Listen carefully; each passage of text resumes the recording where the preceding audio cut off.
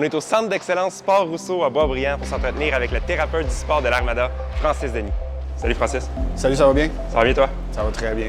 Peux-tu me parler un peu, c'est quoi ton emploi exactement? Qu'est-ce que tu fais comme thérapeute du sport? Moi, je suis thérapeute du sport de profession. J'ai gradué de Concordia en 2005. J'ai fait un baccalauréat en sciences de l'exercice avec une spécialisation en thérapie du sport. Donc, depuis ce temps-là, j'ai pratiquement commencé à travailler dans le hockey pratiquement tout de suite. En 2008, j'ai commencé à travailler dans le hockey.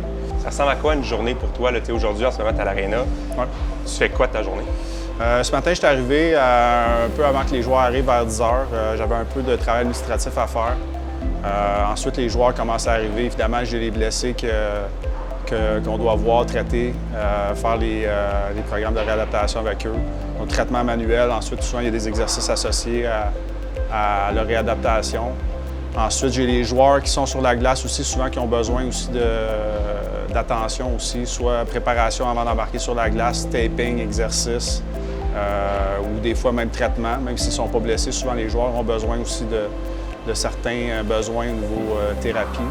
Donc ça serait la portion un peu avant la pratique. Ensuite, une fois que les joueurs sont sur la glace, si j'ai certains joueurs qui ne pratiquent pas, que je n'ai pas vu avant la pratique, je vais voir ces joueurs-là par la suite.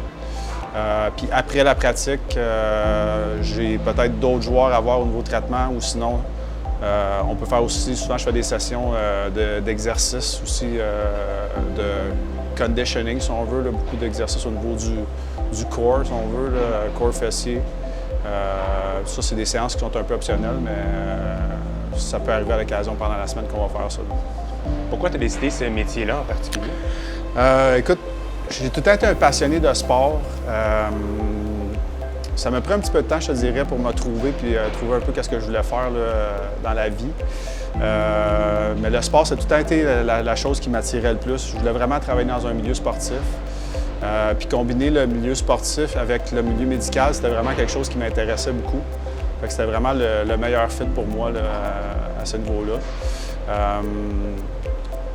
La raison pourquoi je me suis dirigé le plus vers la thérapie du sport, c'est que moi, mon intérêt était vraiment de travailler avec les athlètes dans des milieux sportifs versus travailler en milieu clinique. C'était beaucoup plus ça qui m'intéressait. Donc, le métier de thérapeute du sport, c'est ça qui m'allumait le plus, puis c'est ça qui m'intéressait quand j'ai fait mon choix final là, au niveau de ma carrière. Ton plus gros défi dans ton travail, qu'est-ce que tu trouves le plus difficile peut-être à conjuguer, c'est quoi? À chaque jour, c'est un défi. À chaque jour, c'est un défi. C'est quand tu es dans un milieu sportif comme ça, tu as la pression de performance aussi. Une pression de performance au niveau des joueurs. Tu dois ramener les joueurs. C'est un sport d'élite, c'est dans le junior majeur, donc les joueurs, c'est des athlètes de haut niveau.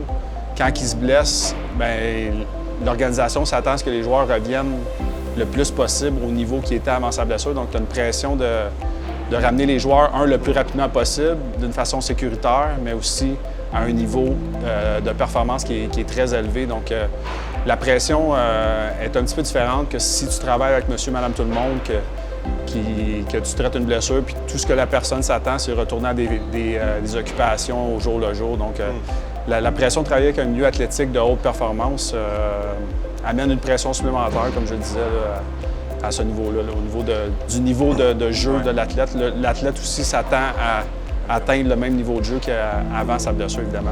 La blessure, y a-t-il des blessures qui reviennent plus souvent que d'autres, que tu vois plus fréquemment? Pas nécessairement chez un joueur en particulier, mais c'est dans l'ensemble des joueurs que tu soignes?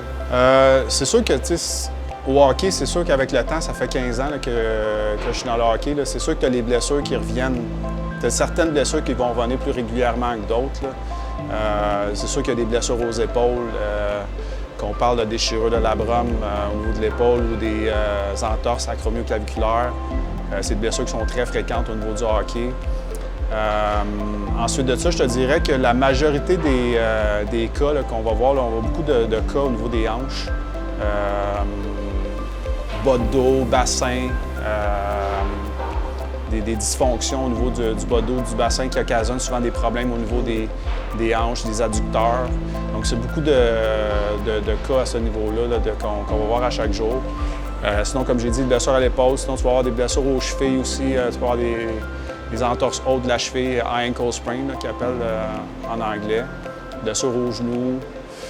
Donc, mais je te dirais qu'en général, là, si je mettrais deux régions un peu plus sollicitées, là, je dirais les hanches et les épaules, évidemment.